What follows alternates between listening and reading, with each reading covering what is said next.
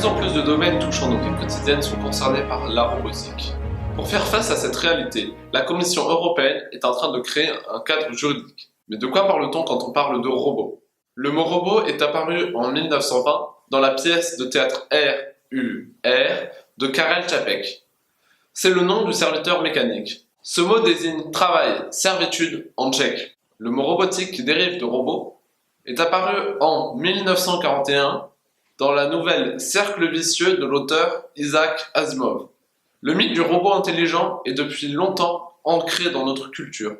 On voit l'importance de l'imaginaire et de la fiction dans ce domaine. Isaac Asimov a parlé des 3 lois de la robotique censées assurer la sécurité de l'humanité. Mais portons un regard historique sur les robots. Nous allons voir à partir de quand une machine est considérée comme un robot. Dès l'Antiquité, les hommes cherchent à se soulager des tâches difficiles et répétitives. Déjà, la roue permettait de transporter des poids plus facilement. Héron d'Alexandrie, ingénieur, mécanicien et mathématicien grec du 1er siècle, inventait des mécanismes complexes comme un distributeur automatique d'eau ou des machines hydrauliques, et aussi l'équivalent d'une porte coupe-feu automatique. Grâce à ces inventions, il est retenu comme étant le premier inventeur d'automates. Pour ne citer que les plus connus, les inventions de Léonard de Vinci, par exemple en 1495, il fait les dessins d'un chevalier en armure capable de bouger la tête et les membres, et plus tard, les inventions de Jacques de Vaucanson, qui, avec les techniques de l'horlogerie, a construit des automates musiciens ou écrivains. Il construit aussi le canard digérateur en 1738, qui simulait la digestion et la nage d'un vrai canard. Mais surtout, il était possible de programmer cet automate. Mais l'invention de la robotique moderne commence au XXe siècle. D'abord avec des automates autorégulés qui ne se contentent pas d'effectuer des mouvements préprogrammés, mais interagissent avec leur environnement. C'est le début de la cybernétique. C'est la science des mécanismes autogouvernés. Par exemple, un chien électrique qui se dirige à la lumière en 1915 ou un renard en 1953, ce sont des animats. C'est un champ de recherche jusqu'à nos jours. Dans les années 1950, mathématiciens et ingénieurs ont travaillé le sujet. En particulier, Joseph Engelberger, qui est le père de la robotique avec la production du premier robot industriel, Unimate, ou Alan Turing avec ses tests sur la conscience ou l'intelligence au sein d'une machine. En 1963, le programme General Problem Solver amènera au système expert. C'est peut-être la première forme d'intelligence artificielle. Pour la plupart des analystes, un robot se distingue d'une autre machine par une capacité propre à décider de son mouvement. D'autres pensent que les robots peuvent réagir avec leur entourage grâce à différents capteurs sans la présence d'humains. Par exemple, par cette définition, les drones télécommandés ne sont pas des robots, de même que les robots ménagers ne sont pas des robots. D'autres encore considèrent comme robots toute machine améliorant la vie des hommes et facilitant ses tâches. L'utilisation des robots va du simple fait de faire le ménage à contrôler des mines en passant par l'aide à la personne. Le domaine où les robots ont très vite été utilisés est l'industrie. Unimate arrive sur le marché en 1961. Les robots sont intensivement utilisés pour des tâches simples mais répétitives et peuvent travailler sans arrêt dans l'optique de pouvoir rentabiliser ces machines très coûteuses. Les robots sont surtout là pour remplacer les hommes dans les tâches pénibles et dangereuses. Les robots sont aussi utilisés dans l'exploration spatiale pour aller voir plus loin, pouvoir y récupérer des échantillons, des informations ou même des photos provenant des planètes étrangères qui sont bien trop hostiles à l'heure d'aujourd'hui pour qu'un homme puisse y mettre les pieds. Cette branche de la robotique concerne les véhicules destinés à explorer la surface des planètes de façon autonome. Ce sont les rovers. Le premier fut développé par les Russes dès les années 1960. C'est le Lunokhod 1. En 1997, Sojourner de la NASA explora Mars. Et en 2012, ce fut Curiosity. Pour le moment, on ne peut pas réellement dire que les robots de la médecine sont autonomes, mais qu'ils sont plutôt utilisés comme des rallonges de l'humain, copiant au millimètre près le geste de chirurgien qui est en train d'opérer, comme le fait la machine Da Vinci. Le domaine militaire utilise aussi la robotique, comme les drones de surveillance ou ceux de ravitaillement, qui sont très précis, rapides et difficilement détectable par les radars ennemis. On peut aussi parler des exosquelettes, qui sont là pour aider le soldat en le rendant plus fort et plus résistant qu'un humain seul. Les robots peuvent aussi être utilisés dans le domestique, la tenue de maison, avec par exemple un robot aspirateur qui, sans l'aide d'un humain, peut faire le ménage dans chaque recoin. Nous avons aussi comme exemple le robot de forme de R2D2 qui, aux États-Unis, garde les bières au frais dans son tronc et les amène ensuite aux clients qui les commandent. On a vu que Léonard de Vinci avait déjà imaginé un robot humanoïde, mais la maîtrise de la marche est un progrès technique important à partir de 1973. Au Japon, les humanoïdes se développent de jour en jour. Nous avons par exemple de la part de la marque Sony, un humanoïde qui est utilisé pour accueillir les clients ainsi que leur indiquer le chemin à suivre, et même qui peut leur servir leur boisson.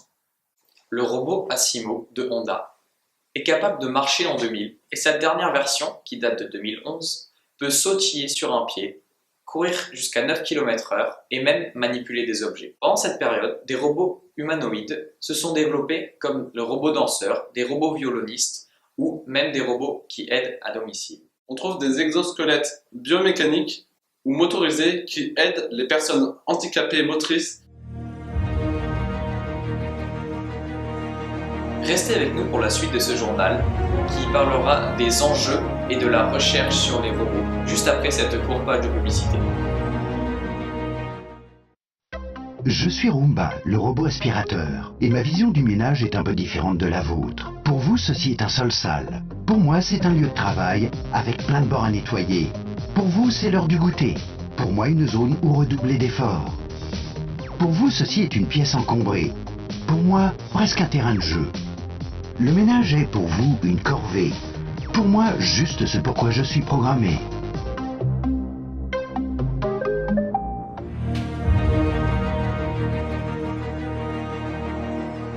Nous allons nous pencher plus en profondeur sur le développement de ces futures technologies. La fiction pourrait bientôt devenir réalité, et la nouvelle frontière se place désormais au niveau de l'intelligence artificielle. L'intelligence artificielle permet au robot d'effectuer une tâche pour laquelle il n'a pas été programmé et de s'adapter à son environnement.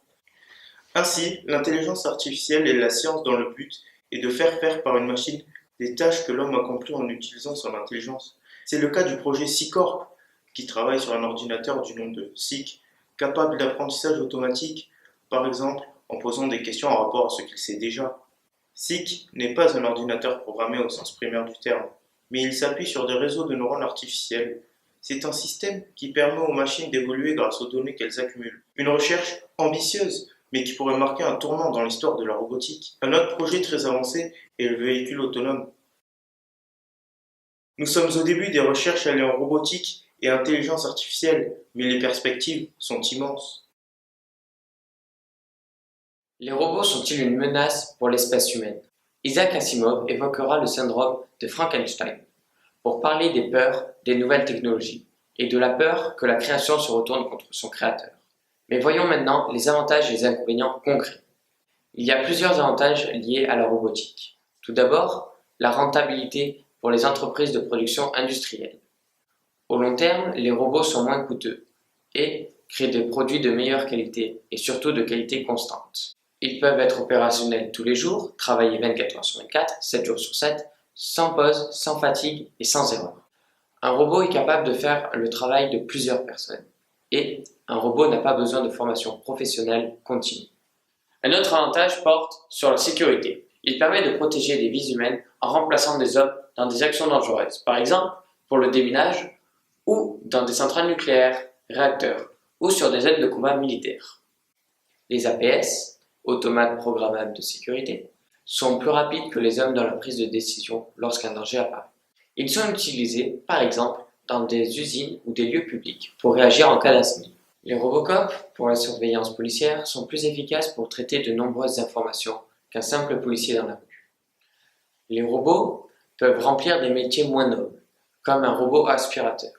S'il y a une perte d'emploi peu qualifiée, il y a autour des robots des créations d'emplois plus qualifiés, comme ingénieur de conception, technicien de production ou de suivi. Mais il y a de plus en plus de missions nobles.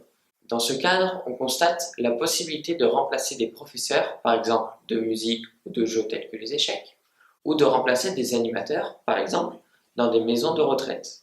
Mais les inconvénients liés à la robotique portent sur la place de l'homme dans un avenir où les robots seront très présents. La Commission européenne travaille à des textes réglementaires sur plusieurs axes.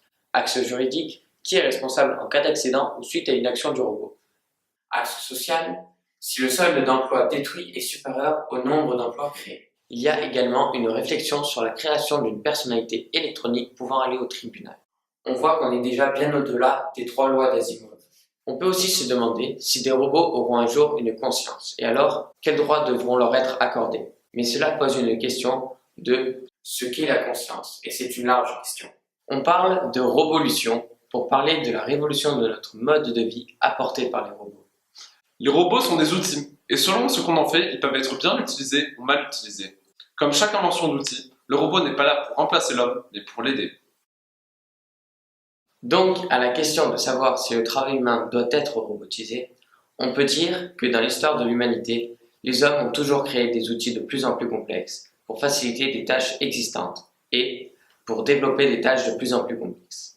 Aujourd'hui, les nouveaux outils sont des robots et donc le travail humain est déjà largement robotisé.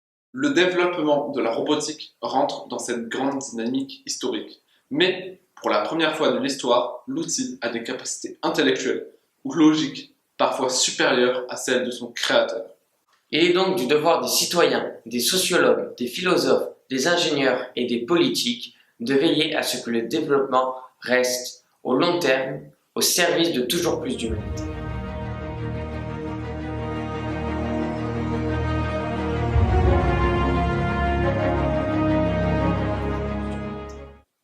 Merci d'avoir regardé notre émission. Nous espérons qu'elle vous a plu. Et restez avec nous sur Tipeee TV pour votre film culte iRobot.